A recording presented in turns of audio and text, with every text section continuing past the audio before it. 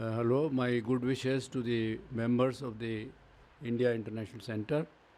Let me introduce myself. I am Professor V.S. Verma. I have been a distinguished professor at the Central Power Research Institute, Bangalore, and professor adjunct at the IIT Kanpur.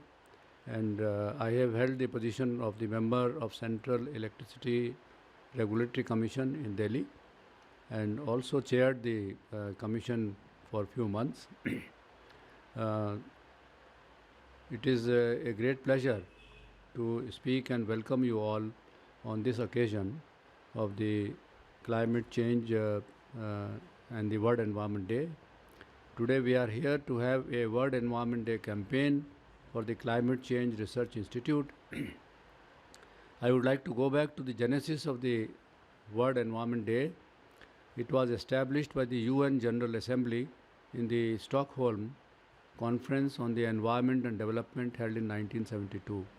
The message was that we need to be more conscious of our environment and integrate it with the development activities. First Environment Day was held in 1974. Since then, it is held every year as the United Nations Day and encouraging the worldwide awareness and actions to protect our environment. Every year a new theme is assigned, and this year theme is selected is the biodiversity. Every year since 1987, UN assigns one country to host the campaign. In 2018, India was the host. Biodiversity comprising of all living systems in terrestrial, marine and other aquatic ecosystems and all the ecological complexes is continuously transformed. It changes with the changing climate. The biodiversity loss is a huge concern in view of overexploitation of the natural resources, rapidly increasing population, natural habitat destruction, and other factors. The anthropogenic activities are the main cause of damaging the environment, and it affects the climate change as well. It is said that human intervention and the climate change are causing almost a loss which is 100 times more than the natural loss. Such destructions are creating perfect conditions for diseases like COVID 19, and it is essential to safeguard biodiversity to avoid such future calamities. Herein lays the importance of World Environment Day. Although there may not be a very direct relationship of this COVID 19 calamity worldwide, but then somewhere, direct or indirect, this can be linked with the human activities, and that is why it becomes all the more very important to deal with such an issue in the context of the World Environment Day. The Climate Change Research Institute, which is headquartered in Delhi, celebrates the World Environment Day campaign every year. This institute is headed by Dr. Malati Goyal, and she takes initiative to celebrate this World Environment Day in various forms. Sometimes interacting with the students, with the teachers, with the professionals, and with the scientists of various departments, etc.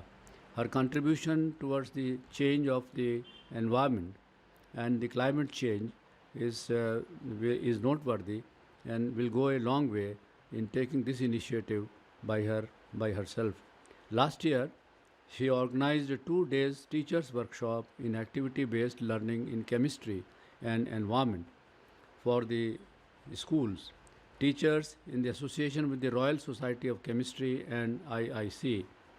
In 2018, the workshop held on the SDGs and the beating plastic pollution was highly acclaimed. The scientists have spoken on about the plastics and the problems created by the plastics.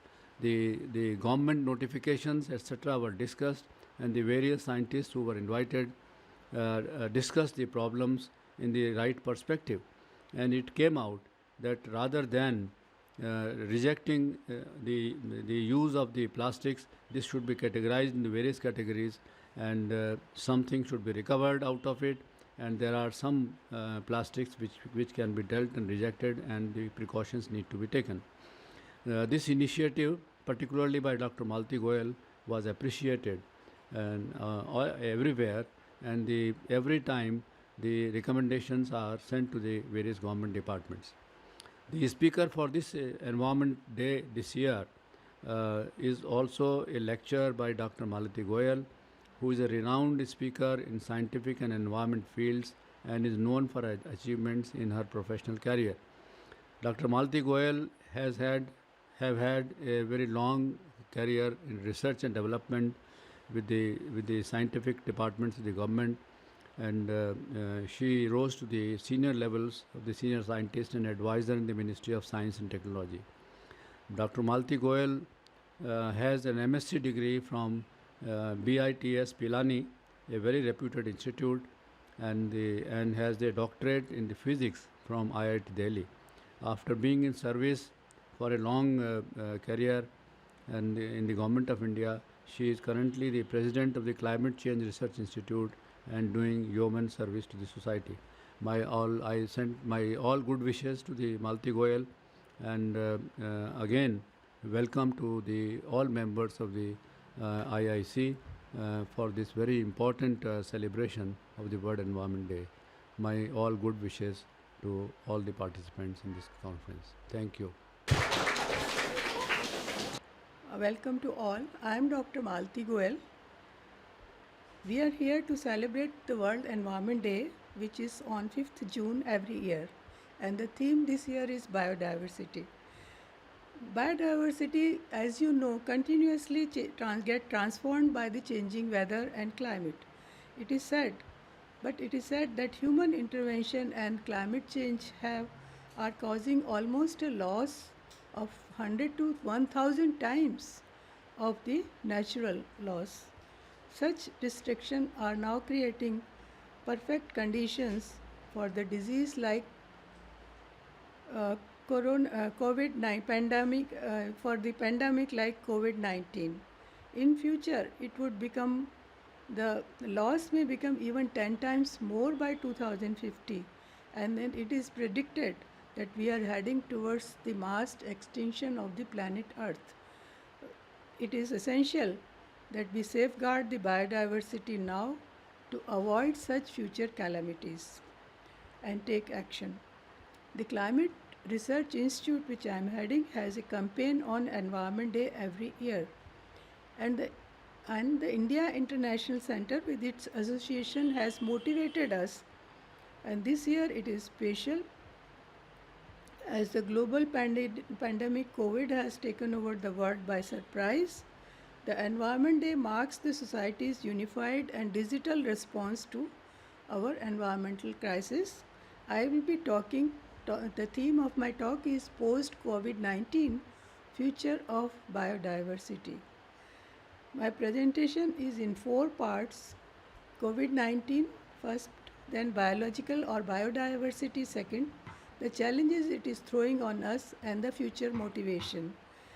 This picture amply clears that biodiversity and COVID-19 is both nature sending us a message for taking care of the planet.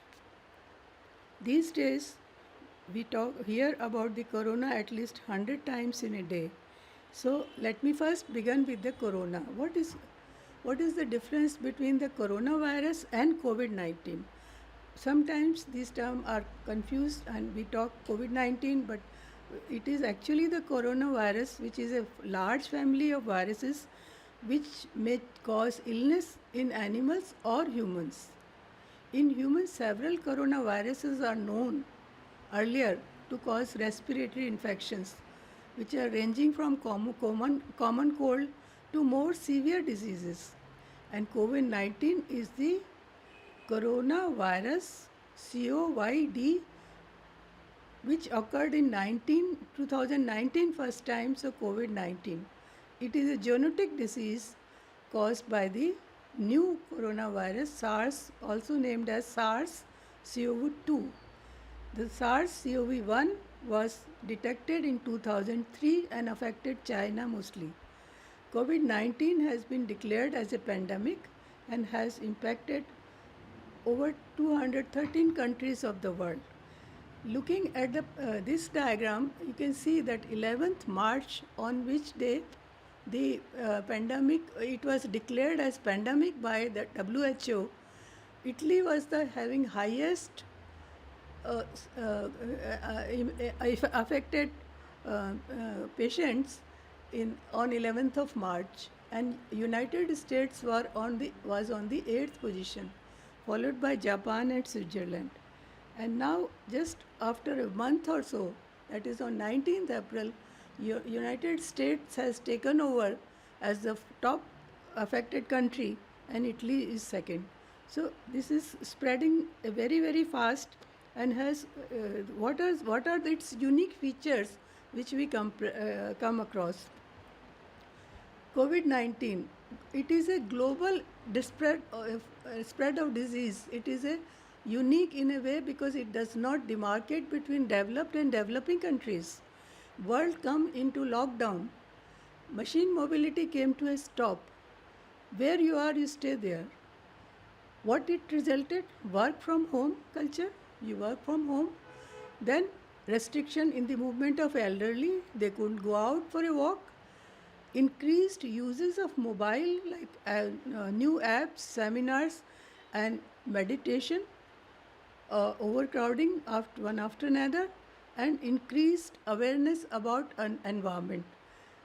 Because environment became so beautiful and clear, and it was clean streets, clean cities that we could not imagine in our dreams that it could become so clean. Water quality became so good. The Ganga and Yamuna improved at an incredible rate, and they could be. It was amazing. As someone remarked, irony is that in polluted air we were forced to breathe, and in clean air we need mask. So I further investigated. Let us have a look at first this picture, coronavirus, an environment which says that from Jalandhar, taken from Jalandhar, 200 kilometer, one could see the Himalayan snow peaks. From Saharanpur, one could see the Himalayan peaks. This was not seen by anyone in their lifetime before. And then I also looked at what is corona in air, because we are supposed to be taking certain precautions, and we are expected to take certain precautions. Coronavirus can linger in the air. Now, where it is, a study was conducted in the Wuhan city of China only, which was reported that they took 30 samples across the 30 sites, and then studied them thoroughly, and they found that how it makes an aerosol in air and how it moves, and except in areas which are prone to crowding, such as entrance of the big stores, or it was found that in open public areas, such or our residential buildings, or inside the supermarkets, or even outside the hospitals, the concentration of aerosol was generally low. But in the case of lack of ventilation, or in the crowded spaces, the COVID-19 concentration were very high, and it could either be transmitted through the patient's breath, or through direct contact, or through contact with the surfaces. So we were in a panic on one hand that one patient can multiply into so many patients, and on one hand we were watching the clean environment and feeling good around. Good. Now, let us see what World Environment Day is. I come to that, which is celebrated now in 143 countries of the world, beginning in 1974. It is every year, and now it has been also popularly called as People's Day, because to emphasize that people are the one who take care and support the environment. So this World Environment Day is so important to create awareness on one of the theme assigned by the United Nations Environment Program, and also one of the host country now since 1987. So this year the theme is biodiversity, And biodiversity is a subject which concerns every one of us. And India hosted the World Environment Day in 2018, and China hosted it in 2019. So let me talk about the biodiversity, what it is, what we understand. We all know, you all know that living organisms of all kind, either on terrestrial, marine, or any other aquatic systems, all ecological complexes on Earth, they are part of biological diversity. And marine biodiversity especially refers to species, richness, and abundance in the world oceans and seas. And it is more important also because 70% of the Earth's surface is covered by oceans. And marine biodiversity also include coastal plant and animal species and their genetic varieties, habitats, and ecosystems. So it's a huge. It is estimated that there may already we have recorded 1.7 million varieties of animals, plants, and fungi, but it is expected there could be 8 to 9 million species, or possibly it could be up to 100. So we don't know really, but what we have done is just tip of the iceberg. And biodiversity has many levels. The three main levels are genetic biodiversity, species diversity, and ecological diversity. I'll go through one by one. The genetic biodiversity is diversity of genes, as you understand, within a species. And you can have a look on the right hand side picture, the same species having two kinds of look in the animal. I need not go further in the variabilities, but let us have the species biodiversity, which we all know that they are different flowers, fungus, insects, plants, animals, birds, everything. And they are all different species, and the distribution of a species type of diversity is amazing. It shows that insects form more than 60% of the species biodiversities around us. There are bacteria, viruses, fungi, algae, plants, and different animals. Okay, and the ecological biodiversity talks about the landscape. Each kind of ecology, whatever the zone on the earth, whether it is a temperate forest or it is a tropical grassland or it is in the mountain, there are different ecological varieties which exist on the earth. So, having explained this, what biodiversity comprises of, and the biodiversity which is very important for us economically also, because we need them as food sources, we need them in the making reefs, coral reefs into medicines to maintain the human health. We need them in industry, for cosmetics, building materials, and also for tourism, beaches, forest, parks, etc. Now, biodiversity loss is a major concern, and there are worries that species are becoming extinct very fast. And now, the HIPPO is defined as the decline in biodiversity as a short form, where H for HIPPO stands for natural habitat degradation. With the addition of the human activities, making roads, homes, buildings, mining, agriculture, all the things, the natural habitat of the species is affected, and they sometimes are extinct, die. Then there are invasive species of unknown type, which also come over the attack on the native species, and they kill them sometimes. So they are also cause of biodiversity loss.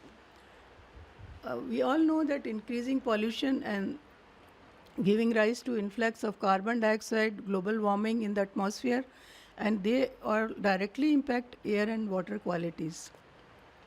And therefore, In the oceans, they become more acidic, and the marine biota is affected, and also the health of the individual species on the earth. Then second P is about the population growth. Population is growing, you know, already, so expected to become cross 9 billion in 2050, and there are various activities associated, and with the increase of population there is a new ways of threat to biodiversity, which again gives rise to habitat loss and also over exploitation of natural resources, which is extraction of resources. O is for the over exploitation of natural resources, which is extraction of resources through mining from the natural environment at an unsustainable rate. For example, if we have to do mining, then we have to remove certain the living organisms, and it causes environmental destruction, and that's why sometimes the mining activities take long time to get approval and environmental clearances, and it can include trees, plants, animal which are targeted also for other activities. So this also lead to decline in biodiversity, and the major causes are the global warming and climate change, and also international wild animal trade, which have led to now we given rise to the projects like Tiger Project in India, because we want to save the rare wild animals. So they are also one of the causes.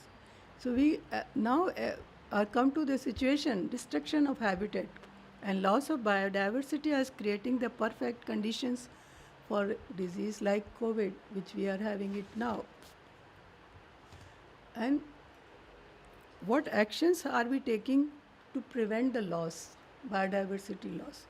Of course, it is not that we are not bothered and we are not concerned about it. So we have done it from the 1988 onwards. The United Nations had convened the ad hoc working group of experts to safeguard biological diversity. That was in 1988. Further, the group was extended to include the technical and legal expert both in 89, so that one can share the cost and benefit equally between developed and developing countries to whom the earth belongs. And then International Convention on Biodiversity came into being as a multilateral environmental treaty after the Rio Summit, Earth Summit in 1992, and the first session of CBD was convened in 1994. Since then, it is being regularly held, and India in 2012 took over presidency of CBD for 2 years, and the 11th session of COP was held in Hyderabad, India. The CBD, I am just touching upon the objectives, because as now they are under review, seeing the conditions at present, conservation of and looking at the future of biodiversity. These objectives are to be require changes to meet the need. Conservation of biological diversity was the main objective, with the sustainable use of components of biodiversity and also the equitable and fair sharing of the benefits arising out of the utilization of the biodiverse generic resources.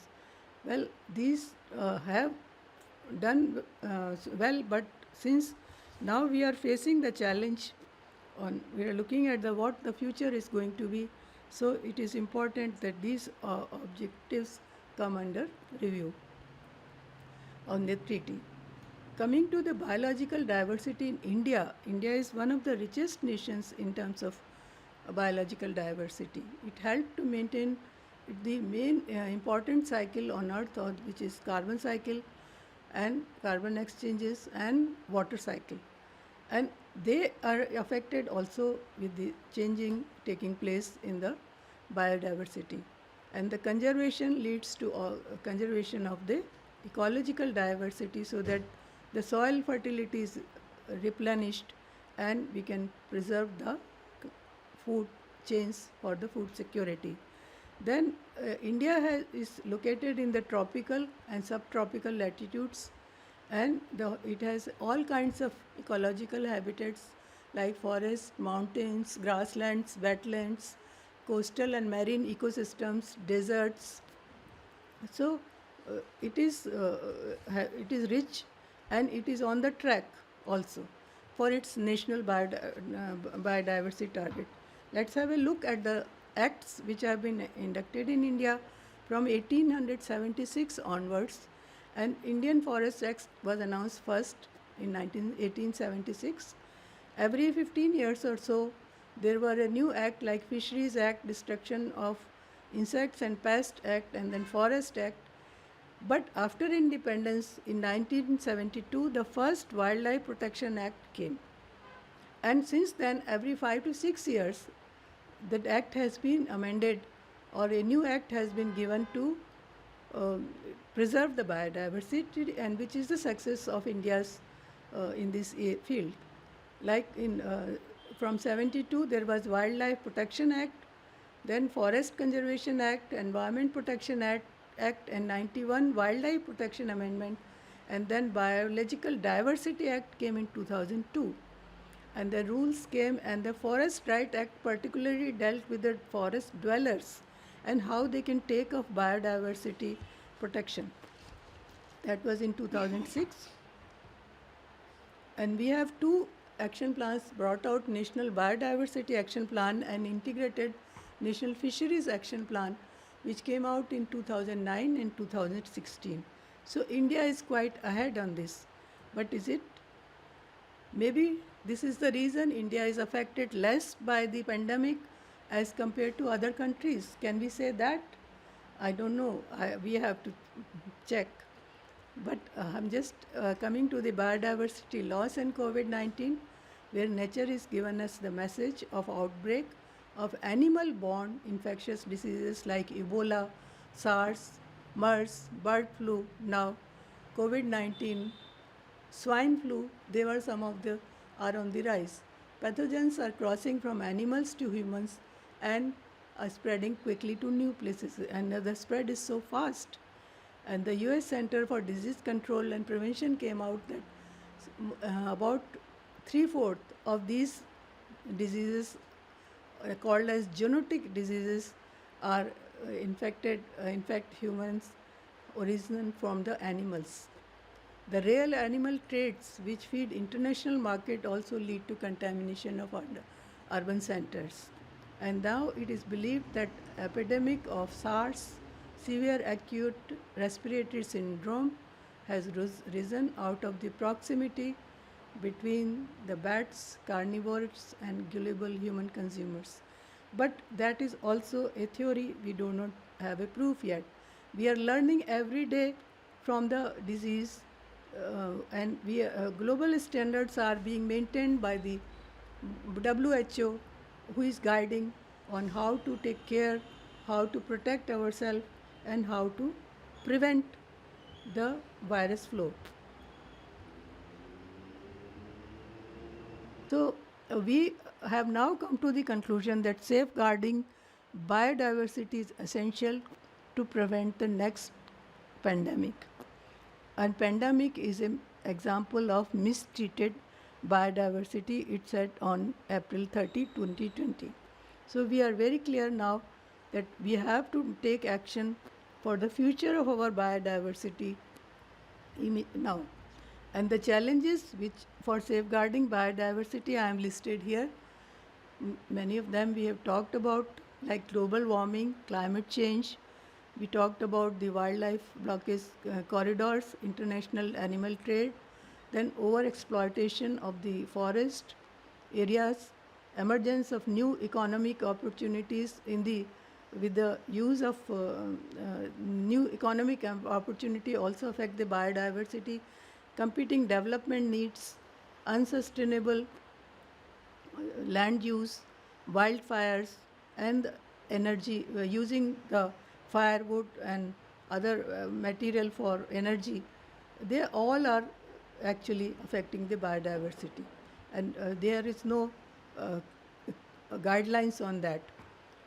What synergy it has with climate change? The question which comes to our mind, are they related? People are talking, are COVID 19 and climate change, is there any link? Or is there, of course, we now understand that biodiversity loss is climate change is one of the major threat. But about the COVID also, can we say that? So let me first see what is the synergy with climate change about biodiversity in terms of how it is quantified: increasing greenhouse gas accumulation giving rise to warming, almost 3/4 of land surface and 2/3 of ocean areas getting affected, growing ocean acidification, we are in the oceans because of CO2, high CO2 absorption rate, the carbon dioxide which is in the atmosphere getting absorbed 3 times more than the land, and the coral reef getting bleached and also reducing to half almost. Dramatic glaciers are melt and the polar ice melting. So you see there are such phenomena being observed on day-to-day basis, and extinction of various wildlife species is happening, leading to loss of biodiversity. So there has to be a synergy. I just thought I'll quote this study, which is done by a global market study, trends study by Mori, and this is on the question what kind of is climate change and COVID, how they are connected, or are they equally serious, or they are not. Well, let me tell you, the study has definitely concluded that climate change is as serious as the COVID-19 crisis, but definitely the climate change is a slower process so far, and the COVID-19 has been gripped us within a period of 4 months. So even though we think they are equally serious, but then we can still wait for taking actions about climate change as it is happening for so many years. But COVID, we could not wait. We had to take our action immediately. So anyway, this is an interesting result, so I shared with you. So now I come to the final part of my presentation, which is what is the future post-COVID? National challenges and responses. We are now post in the discussion, as I said, we are thinking how to go about, how to build up our economies, how to go see that there is no further threats in future, as well as how do we revive to process of growth, which is climate change, which also reduces carbon footprints. So nature is sending refreshing signals, no doubt, but there is a huge economic disruption. There is a challenge to our food security. There is a migration of casual workers which is drawing our attention severely. Then there is a lack of public health infrastructure. It has been realized not only in India but in many other countries. There is a need for improving efficiency of community service, we have realized. There is a move towards digitization in everything. Now it is becoming important that people get connected through phones, and they are accessible, they can make it accessible, and then there is education, for example, is also being made online. So there is a great challenge in education.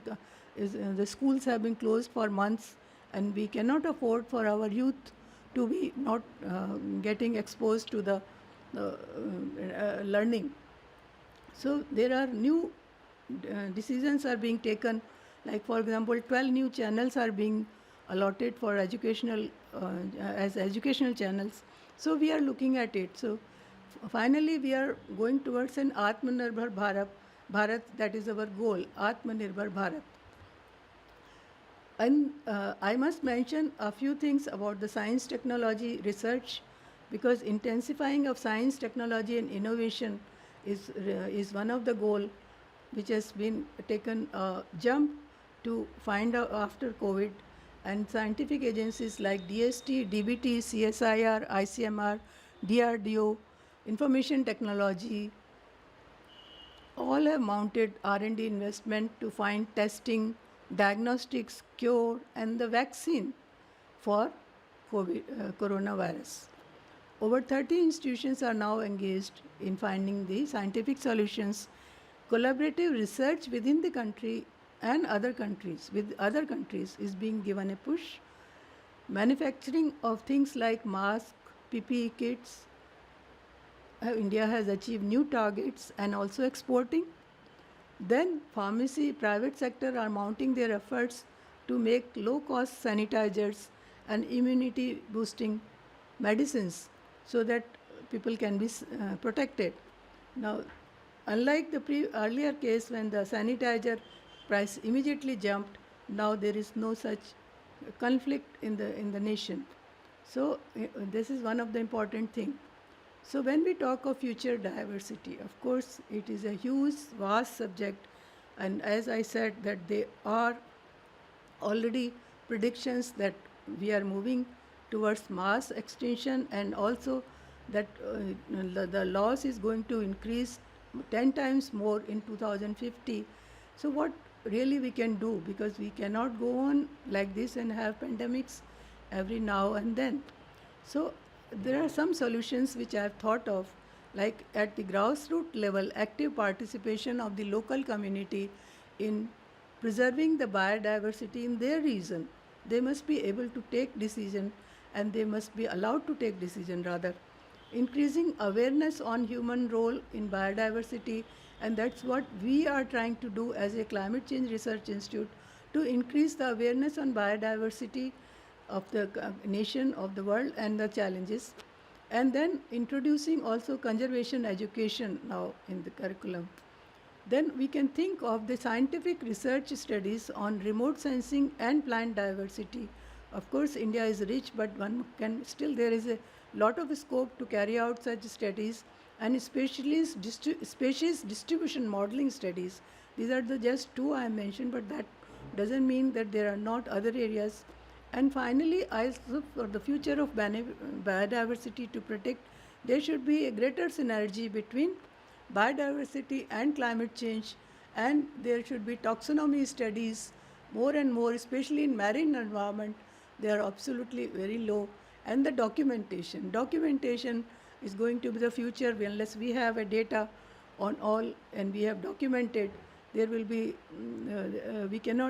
we won't be able to take like documentation in rural biodiversity, in urban biodiversity, urban forest, rural forest, all they need to be documented well, and that is how we can take the torch ahead for preserving. And finally, I thank my a number of experts who have been in area experts who are being giving me the in our institute and our team, and many more who are not shown here. And I thank India International Center for Association with this global pandemic discourse and biodiversity. And I thank you very much for listening, and end with the quote that biodiversity though starts in the distant past, maybe billions of years ago, but it points towards the future. Thank you very much.